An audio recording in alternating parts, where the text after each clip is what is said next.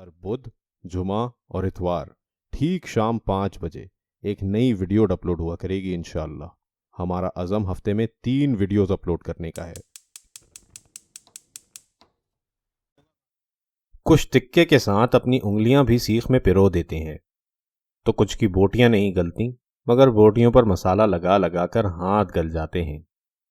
کچھ گولا کباب گھر پر بنانے کا سوچتے بھی نہیں، کیونکہ پچھلی بار جب سیخ کباب بنائے تھے تو آدھے خود کھائے تھے اور آدھے نیچے کوئلوں کو کھلائے تھے۔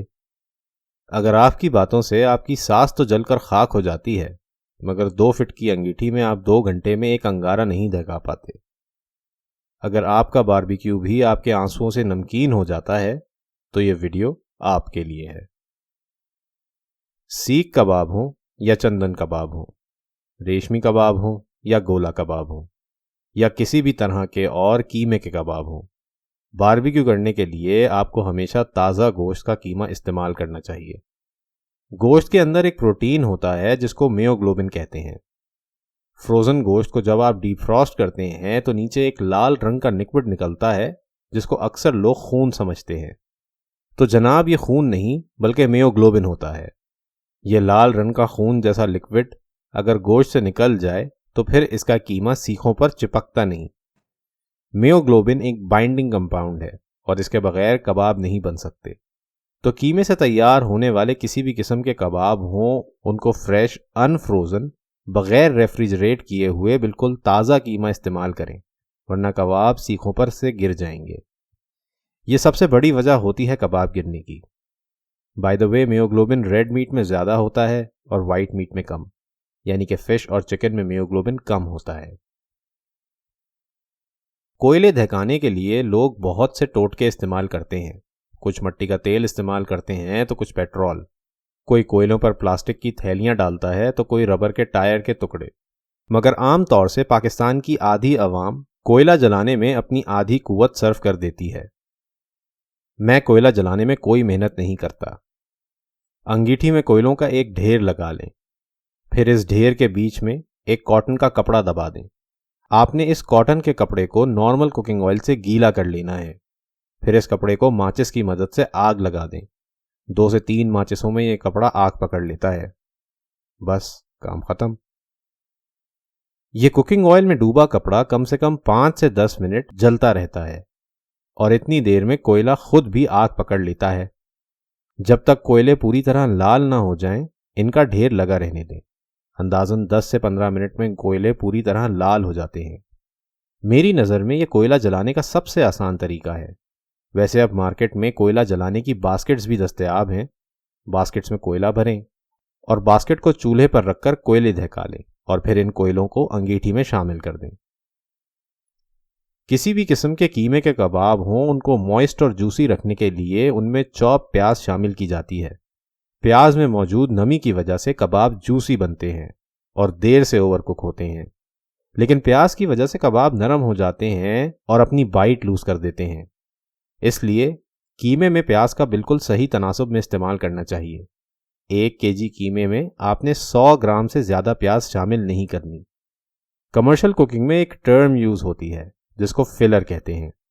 فلر ان سستے انگریڈینٹس کو کہتے ہیں جن سے قیمے کی مقدار کو بڑھایا جاتا ہے۔ فلر کے طور پہ دیسی کوکنگ میں پیاز کا استعمال کیا جاتا ہے۔ لوگ بریڈ کرمز بھی اسی لیے استعمال کرتے ہیں، اور یہاں تک کہ پانی بھی قیمے میں ملا کر قیمے کا وزن بڑھا لیا جاتا ہے۔ پیاز اور بریڈ کرمز میں باربیکیو کے قیمے میں شامل کرتا ہوں، مگر اس کی وجہ فلر نہیں بلکہ ان انگریڈینٹس کا ٹیسٹ اور کوالٹیز ہیں۔ صحیح تناسب میں پیاز شامل کریں، کباب جوسی بھی بنیں گے اور اپنا میٹی ٹیسٹ اور ماؤتھ فیل بھی برقرار رکھیں گے۔ میرے YouTube چینل پہ سبسکرائب کر کے فوڈ سائنٹسٹ چینل کا حصہ بنیں اور اس کے برابر میں بیل آئیکن پہ کلک کیجیے تاکہ میری ہر آنے والی نئی ویڈیو آپ تک پہنچ سکے۔ جیسے کہ میں نے پہلے عرض کیا، کمرشل لیول پر قیمے میں فلرز شامل کیے جاتے ہیں، جس میں شاید سب سے زیادہ استعمال ہونے والا فلر بریڈ کرم ہے۔ میں بھی اپنی ریسیپیز میں بریڈ کرم کا استعمال کرتا ہوں، مگر میں یہ سوچ کر استعمال نہیں کرتا کہ میں قیمے کی مقدار میں اضافہ کر رہا ہوں، بلکہ بریڈ کرم استعمال کرنے سے کباب بہت جوسی تیار ہوتے ہیں۔ بیسکلی جب قیمہ پکتا ہے تو قیمہ سکڑتا ہے۔ جیسے ہی قیمہ سکڑتا ہے اس کی نمی نکلنا شروع ہو جاتی ہے۔ سمجھیں جیسے آپ گیلے کپڑے کو نچوڑ کر اس کا پانی نکالتے ہیں، بالکل اسی طرح قیمہ پکنے پر سکڑ کر اپنی ساری نمی خارج کر دیتا ہے۔ اگر قیمے میں بریڈ کرم شامل کیے جائیں تو جو نمی قیمہ خارج کرتا ہے وہ نمی بریڈ کرم اپنے اندر سوکھ لیتا ہے اور پھول جاتا ہے۔ یوں کباب زیادہ جوسی بنتے ہیں اور پکنے پر کم سکڑتے ہیں۔ یہ ٹپ آپ کو بہت کم لوگ بتائیں گے۔ یہ بیسکلی ساسیج میکنگ میں زیادہ استعمال ہوتی ہے، اور سیم ٹپ استعمال کرتے ہوئے ہم سیخ کباب سے لے کر گولا کباب ہوں، یہاں تک کہ کوفتوں میں بھی اس کو بخوبی استعمال کر سکتے ہیں۔ ہم لوگ انگیٹھی کا بہت کم استعمال کرتے ہیں۔ زیادہ تر انگیٹھی بس عید کے بعد ہی گھروں میں نکلتی ہیں۔ کوئلے کی انگیٹھی ایک بہت زبردست چیز ہے، لیکن میں نے اکثر لوگوں کو کوئلے کو بہت غلط طریقے سے استعمال کرتے ہوئے دیکھا ہے۔ ہم لوگوں میں یہ کانسیپٹ ہی نہیں کہ کوئلے کی آنچ کو کم یا زیادہ کیسے کرتے ہیں۔ تیز آنچ کرنا تو خیر سب کو پتہ ہے، کوئلے کو ہوا دیں آنچ تیز ہو جائے گی۔ لیکن کیا آپ کو کوئلے کی آنچ کم کرنی آتی ہے؟ اکثر لوگوں کا منفی میں جواب ہوگا۔ جناب ایک چمٹے کی مدد سے کوئلے کو پلٹ دیں، نیچے والی سائڈ اوپر کر دیں اور اوپر والی سائڈ نیچے، آنچ کم ہو جائے گی۔ قیمے سے بننے والے کبابوں کو ہمیشہ تیز آنچ پر پکاتے ہیں اور تکے بوٹیوں کو دھیمی آنچ پر پکایا جاتا ہے۔ چکن تکا ہو یا چکن بوٹی ہو یا پھر بہاری بوٹی، زیادہ تر باربیکیو ہونے والے گوشت کی بوٹیوں میں دہی تو ڈلتا ہی ہے۔ آپ نے دہی کو ڈائریکٹ گوشت میں شامل نہیں کرنا، بلکہ بغیر پھٹے ہوئے دہی کو پہلے ایک ململ کے کپڑے میں ڈال کر تھوڑی دیر کے لیے ٹانگ دینا ہے کہ دہی کا پانی نکل جائے، اور پھر اس طرح کا گاڑھا دہی بوٹیوں پر لگائیں۔ پانی والے دہی سے ہوتا یہ ہے کہ جب دہی پانی چھوڑتا ہے تو مسالہ بوٹیوں پر چپکتا نہیں ہے اور بہہ جاتا ہے، اس لیے دہی کا پانی ہٹا کر دہی استعمال کریں۔ آپ کا گوشت زیادہ بہتر میرینیٹ ہوگا۔ جتنے بھی بازار میں باربیکیو کے پیکٹ کے مسالے ملتے ہیں، ان ریسیپی مکسز میں آپ کو بیسک گرم مسالوں کے علاوہ ایک بہت خاص گرم مسالہ ضرور شامل ہوتا ہوا نظر آئے گا، کباب چینی۔ انگریزی میں یہ کیوبب یا ٹیلڈ پیپر کہلاتا ہے۔ ملک میں مقیم لوگوں کو تو کباب چینی پھر آرام سے مل جاتی ہے، لیکن ملک سے باہر مقیم لوگوں کو یہ آن لائن ہی منگوانی پڑے گی۔ کباب چینی کی بہت منفرد خوشبو ہوتی ہے، جو کچھ کالی مرچ جیسی اور کچھ پسے گرم مسالے جیسی ہوتی ہے، لیکن اس کے استعمال سے باربیکیو کا فلیور نکھر کر آتا ہے۔ یہ بہت سٹرونگ سپائس ہے اور زیادہ مقدار میں ڈل جائے تو ڈش کو کڑوا کر دیتا ہے، تو اس کو صحیح تناسب میں استعمال کرنا چاہیے۔ کباب چینی کی طرح پیپلی بھی باربیکیو کا بہت خاص مسالہ ہے، جو آپ کو نارمل ایوری ڈے کوکنگ میں بہت کم دیکھنے کو ملے گا۔ کباب چینی عام طور سے وائٹ میٹ میں زیادہ استعمال ہوتی ہے، جبکہ پیپلی ریڈ میٹ میں زیادہ استعمال ہوتی ہے۔ اس کا بہت منفرد کچھ سونٹ جیسا مٹیالہ سا مزہ ہوتا ہے، جو باربیکیو میں بہت ہی اچھا لگتا ہے۔ اکثر بازار کے پیکٹ کے باربیکیو کے مسالوں میں یہ کثرت سے استعمال کیا جانے والا جز ہے۔ باربیکیو کے علاوہ پیپلی کا استعمال ایک بہت خاص ریسیپی میں ہوتا ہے۔ نہاری میں پیپلی شامل کی جاتی ہے، اس کی خوشبو کے بغیر نہاری کا مزہ ادھورا ہے۔ کباب چینی کی طرح یہ بھی بہت سٹرونگ سپائس ہے اور اس کو بہت کم مقدار میں استعمال کرنا چاہیے، ورنہ یہ باقی مسالوں کے فلیورز کو دبا دیتا ہے۔ آپ نے اکثر سنا ہوگا کہ کباب بنانے کے لیے اچھا چربی والا قیمہ استعمال کرنا چاہیے۔ آئیڈیلی 25% فیٹ والا قیمہ باربیکیو میں استعمال کیا جاتا ہے، مگر آپ نے چربی والا قیمہ نہیں خریدنا، بلکہ آپ نے بالکل صاف چربی اور پٹھوں سے پاک قیمہ لینا ہے۔ بیسکلی چربی سے پاک قیمہ لینا ہوگا، کیونکہ نہ تو پھر اس قیمے میں چربی ہوگی اور نہ تو سلور سکن، جن کو ہم پٹھے کہتے ہیں۔ اصل میں یہ سفید پٹھے جو قیمے میں بالکل چربی جیسے نظر آتے ہیں، یہ کبابوں کے دشمن ہیں۔ یہ پٹھے پکنے پر نہ تو گلتے ہیں اور سخت رہتے ہیں، بلکہ جب یہ پکتے ہیں تو بہت شدت سے سکڑتے ہیں۔ اس لیے آپ نے اکثر دیکھا ہوگا کہ سیخوں پر کباب بیچ میں سے اکثر ٹوٹ کر 2 حصوں میں تقسیم ہو جاتا ہے۔ یہ عام طور سے سیخ پر بہت پتلی لیئر قیمے کی لگی ہونے کی وجہ سے بھی ہوتا ہے، مگر زیادہ تر کیسز میں انہی پٹھوں کی وجہ سے ہوتا ہے۔ یہ پٹھے کبابوں میں بہت ہی برے لگتے ہیں، اس لیے بالکل صاف قیمہ استعمال کریں۔ اگر آپ بالکل چربی سے پاک قیمے کے کباب بنائیں گے تو یہ بہت ہی ڈرائی بنیں گے اور ان کا ذائقہ اچھا نہیں ہوگا۔ اس لیے صاف قیمے میں ہم لوگ کڈنی فیٹ شامل کریں گے۔ یہاں آپ کسی بھی قسم کی چربی استعمال نہیں کر سکتے، بلکہ آپ کو گردوں کے قریب لگی چربی کا استعمال کرنا ہوگا۔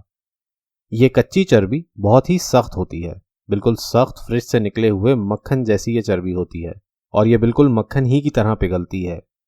کبابوں میں یہی کڈنی فیٹ شامل کیا جاتا ہے۔ ہر 1 کلو قیمے میں 1 پاؤ یا 250 گرام کڈنی فیٹ شامل کریں۔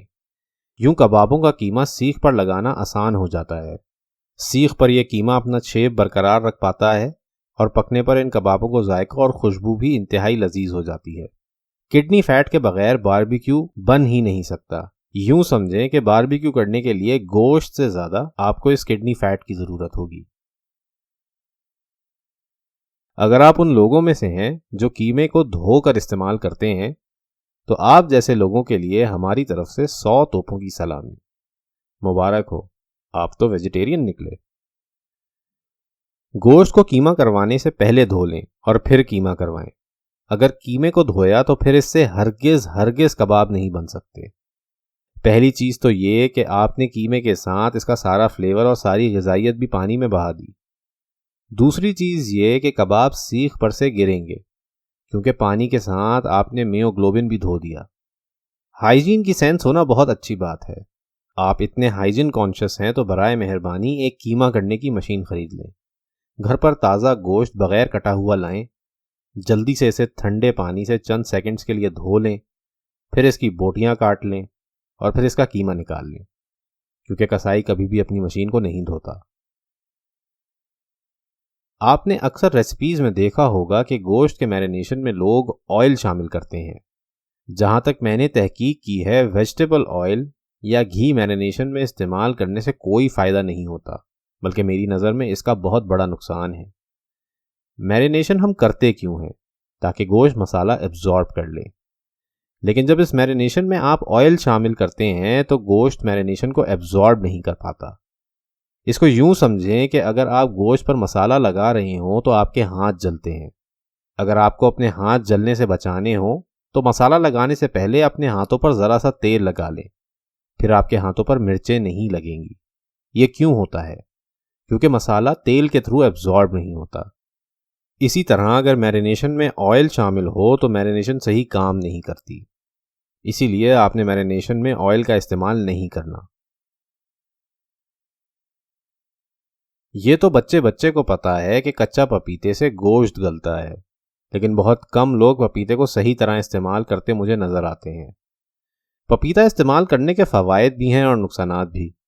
فائدہ یہ ہے کہ پپیتا گوشت گلا دیتا ہے، اور نقصان یہ ہے کہ پپیتا لگانے سے گوشت ہیٹ پر بہت جلدی سوکھ جاتا ہے۔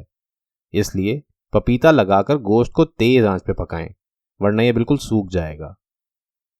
پپیتے میں ایک انزائم ہوتا ہے جس کو پاپین کہتے ہیں۔ یہ پاپین ہے جو گوشت کو گلاتا ہے۔ پاپین ایک ٹیمپریچر سینسٹیو انزائم ہے، یعنی کہ یہ کچھ خاص ٹیمپریچر پر زیادہ اچھا کام کرتا ہے۔ پاپین 65 ڈگری سیلسیس سے لے کر 80 ڈگری سیلسیس تک اچھا کام کرتا ہے۔ اس لیے جو لوگ پپیتا لگا کر گوشت کو فریج میں رکھ دیتے ہیں وہ غلطی کرتے ہیں۔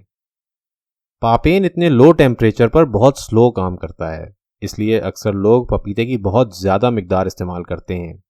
کمرشل لیول پر پپیتا لگے گوشت کو سیخ پر پرو کر پھر 5 منٹ ہاف کوک کیا جاتا ہے، پھر ان سیخوں کو ڈھک کر آدھے گھنٹے سے 1 گھنٹے کے لیے چھوڑ دیا جاتا ہے۔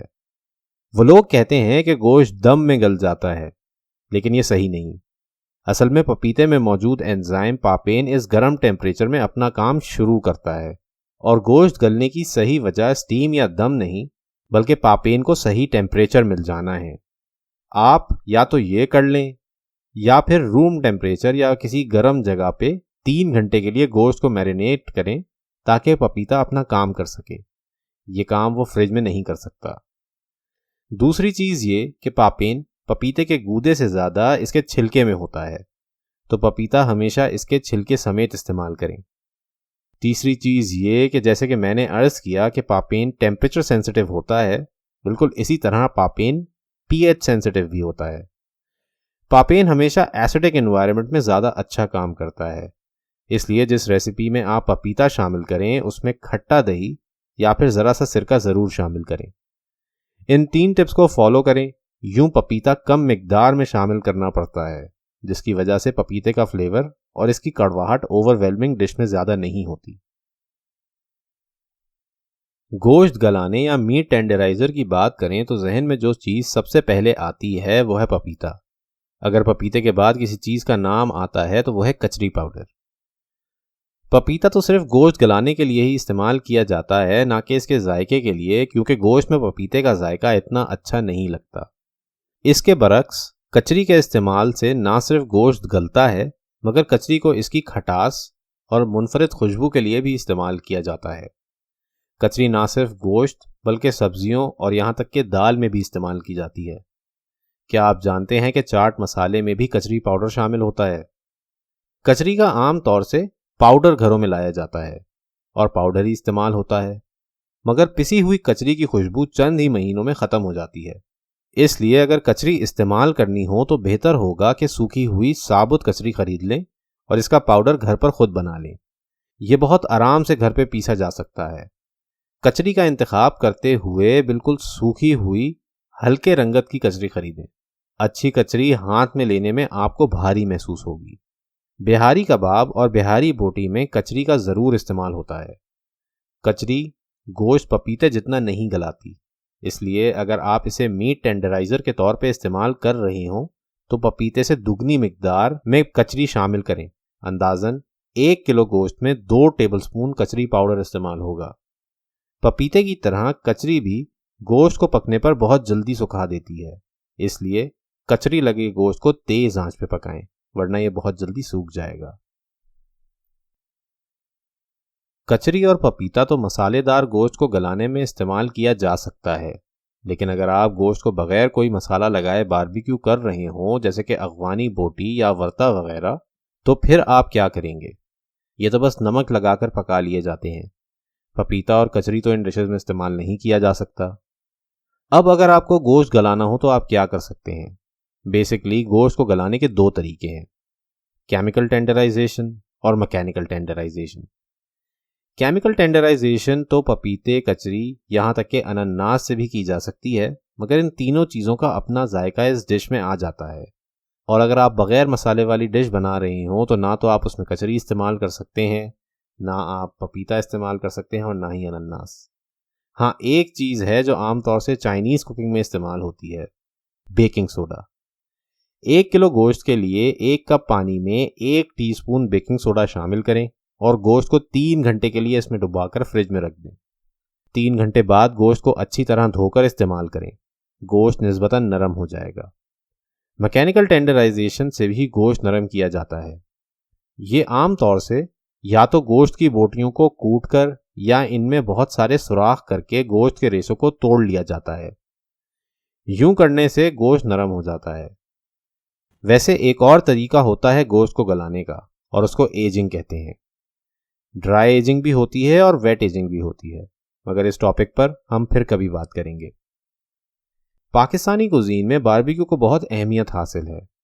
آج ہم نے کچھ جرنل باربیکیو سے متعلق آپ کو ٹپس بتائیں، لیکن ہر باربیکیو ریسیپی میں اپنی بہت سی ٹپس ہوتی ہیں جو ہم یہاں شیئر کرنے بیٹھیں تو گھنٹوں نکل جائیں گے۔ مثلاً ملائی چکن بوٹی یا ملائی تکے میں میدا کیوں استعمال ہوتا ہے، یا پھر بہاری کباب میں سرسوں کا تیل آخر میں کیوں شامل کیا جاتا ہے، یا پھر ریشمی کباب میں مرغی کے قیمے کے ساتھ مرغی کی کھال کو کیوں پیس دیا جاتا ہے، یا سیخ کباب کے قیمے کو گوندا کیوں جاتا ہے۔ ان سوالوں کے جوابات جاننے کے لیے میرے YouTube چینل فوڈ سائنٹسٹ کو سبسکرائب کیجیے، جہاں میں ہفتے میں 3 بار نئی ریسیپی ویڈیوز شیئر کرتا ہوں۔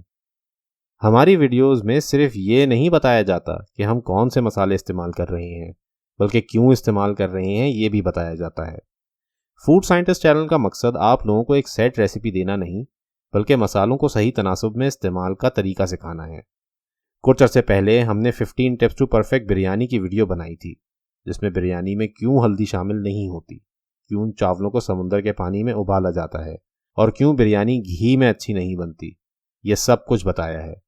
وہ ویڈیو نہیں دیکھی تو ضرور دیکھیں اور بازار جیسی بریانی گھر پر بنائیں۔ امید کرتا ہوں کہ ریسیپی آپ کو پسند آئی ہوگی۔ اگر ویڈیو پسند آئی تو لائک کے بٹن پہ کلک کریں، اگر ویڈیو پسند نہیں آئی تو ڈس لائک کے بٹن پہ کلک کریں۔ کسی ایک نہ ایک بٹن پہ ضرور کلک کیجیے گا۔ اگر آپ کو لگتا ہے کہ آپ نے اس ویڈیو سے کچھ نیا سیکھا تو برائے مہربانی میرے یوٹیوب چینل فوڈ سائنٹسٹ کو سبسکرائب کیجیے. یوٹیوب پر کسی بھی چینل کو سبسکرائب کرنا بالکل ایسا ہی ہے جیسے فیس بک پر کسی پیج کو لائک کرنا. اس کے پیسے نہیں لگتے بھائی. ہماری تھوڑی سی حوصلہ افزائی ہو جاتی ہے. وقت دینے کا شکریہ. اللہ نگہبان.